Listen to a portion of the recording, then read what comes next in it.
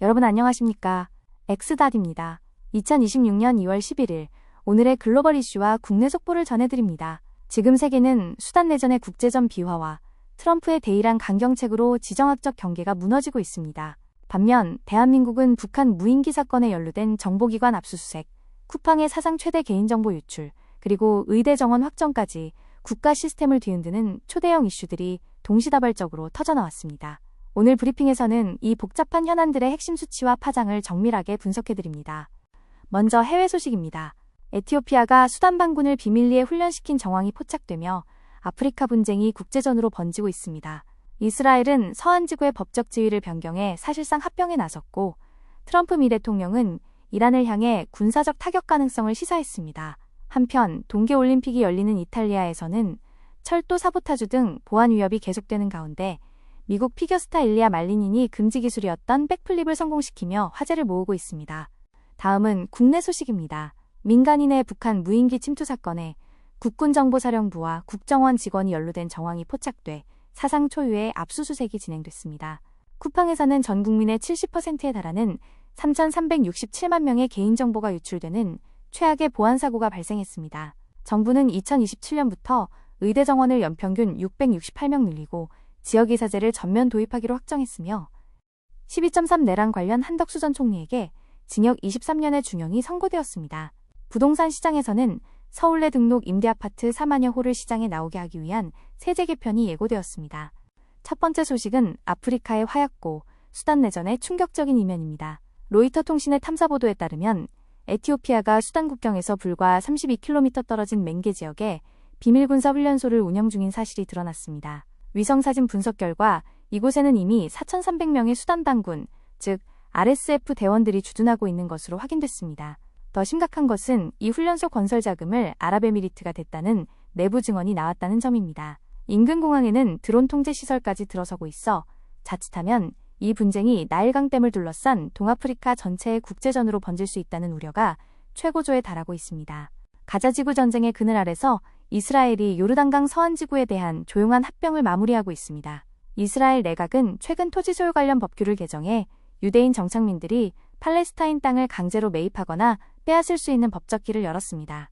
특히 팔레스타인 자치구역인 AB구역에서도 이스라엘군이 건물을 철거할 수 있게 됐는데 이는 오슬로 협정을 사실상 파기하는 조치입니다. 유엔은 이미 작년 10월 이후 이곳에서만 1,000명 넘는 팔레스타인인이 사망했다고 보고했습니다. 국제사회는 이를 두고 법적 쿠데타이자 팔레스타인 국가 건설을 원천 봉쇄하려는 시도라며 강력히 비판하고 있습니다. 중동의 긴장이 다시 임계점을 넘고 있습니다. 도널드 트럼프 미국 대통령은 이란이 핵과 미사일 포기라는 미국의 요구를 수용하지 않을 경우 매우 거친 조치를 취하겠다고 경고했습니다.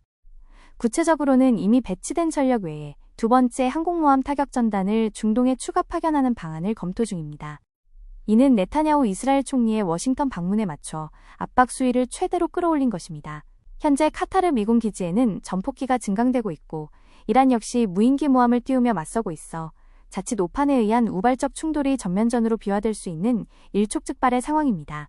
세기의 성범죄, 앱스타인 사건의 공범길레인 맥스웰이 의회 증언대에서 입을 닫았습니다. 그녀는 수백 개의 질문에 대해 묵비권을 행사하면서 변호인을 통해 충격적인 제안을 내놓았습니다. 바로 트럼프 대통령이 자신을 사면해준다면 트럼프와 클린턴 전 대통령의 결백을 증명해주겠다는 것입니다. 미 의회는 이를 침묵을 인질로 한 사면 거래라며 강력히 비판했습니다. 한편 법무부가 제출한 300만 페이지 분량의 관련 문서들이 여전히 핵심 내용이 가려진 채 공개된 것으로 드러나 권력자들의 명단을 감추려는 의도가 있는 것 아니냐는 의혹이 증폭되고 있습니다. 2026 밀라노 코르티나 동계올림픽이 보안 위협과 신기록의 환희 속에 진행되고 있습니다. 개막 직후 볼로냐 인근 철도에서 사보타주로 추정되는 파괴 공작이 발생해 열차 운행이 마비됐고 시내에서는 미 정보기관 요원 배치에 반대하는 격렬한 시위가 벌어졌습니다. 이런 혼란 속에서도 빙판 위에서는 새 역사가 쓰였습니다. 미국의 피겨 천재 일리아 말리닌이 쇼트 프로그램에서 108.16점으로 1위에 올랐는데 특히 올림픽 사상 처음으로 금지 기술이었던 백플립을 감점 없이 성공시키며 전 세계 팬들을 열광시켰습니다. 첫 번째 국내 소식은 충격적인 안보 이슈입니다. 민간인이 북한 평양에 무인기를 보냈던 사건의 배후에 우리 군정보사와 국정원 직원이 있었던 것으로 드러났습니다. 군경합동수사팀은 오늘 오전 정보사와 국정원 등 18곳을 전격 압수수색하고 현역 장교 3명과 국정원 직원 1명을 형사 입건했습니다. 조사 결과 정보사는 주범 오모 씨를 공작원으로 포섭해 자금을 댔고 국정원 직원 역시 수상한 돈 거래를 한 정황이 포착됐습니다. 수사팀은 이들에게 적을 이롭게 했다는 일반이적죄 적용까지 검토하고 있어 단순 해프닝이 아닌 안보기관의 기강 해이 사건으로 비화하고 있습니다. 쿠팡 이용자라면 주목하셔야겠습니다. 사실상 전 국민에 해당하는 3,367만 명의 개인정보가 유출된 사실이 정부 조사로 공식 확인됐습니다. 특히 집 주소와 전화번호가 담긴 배송지 정보는 무려 1억 4,800만 번이나 조회된 것으로 드러났습니다. 원인은 황당할 정도로 허술했습니다. 쿠팡은 중요 보안키를 암호화하지 않고 시스템에 그대로 적어뒀고 퇴사한 직원의 접속 권한도 차단하지 않았습니다. 범인은 이 허점을 이용해 남의 집 공동연관 비밀번호까지 들여다봤습니다. 정부는 쿠팡에 대해 강력한 제재를 예고했지만 보이스피싱 등 2차 피해 우려는 걷잡을 수 없이 커지고 있습니다. 말도 많고 탈도 많았던 의대 증원안이 드디어 확정됐습니다. 정부는 2027학년도부터 5년간 의대 정원을 연평균 668명씩 늘리기로 했습니다. 당장 내후년부터 490명이 더 뽑히게 되는데 핵심은 늘어나는 인원 전원을 지역이사로 뽑는다는 점입니다. 이들은 전액장학금을 받는 대신 의사가 된 후 10년 동안 지정된 지역에서 의무적으로 근무해야 합니다. 서울을 제외한 지방의대 32곳에 정원이 배정되며 2030년부터는 공공의대도 신설됩니다.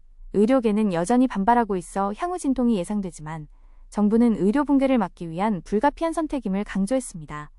12.3 비상계엄 사태에 대한 사법부의 단죄가 매섭습니다. 법원은 내란 방조 혐의로 기소된 한덕수 전 국무총리에게 징역 23년이라는 중형을 선고하고 법정 구속했습니다. 이는 특검이 구형한 1호년보다 무려 8년이나 더 높은 형량입니다. 재판부는 이 사건을 헌법을 파괴한 쿠데타로 명확히 규정했습니다. 이제 시선은 내란의 정점 윤석열 전 대통령에게 쏠리고 있습니다. 법원은 오는 19일 열릴 윤 전 대통령의 1심 선고 공판을 TV로 생중계하기로 결정했습니다. 이미 체포방해 혐의로 5년을 선고받은 그에게 내란죄에 대해 어떤 판결이 내려질지 역사가 지켜보고 있습니다.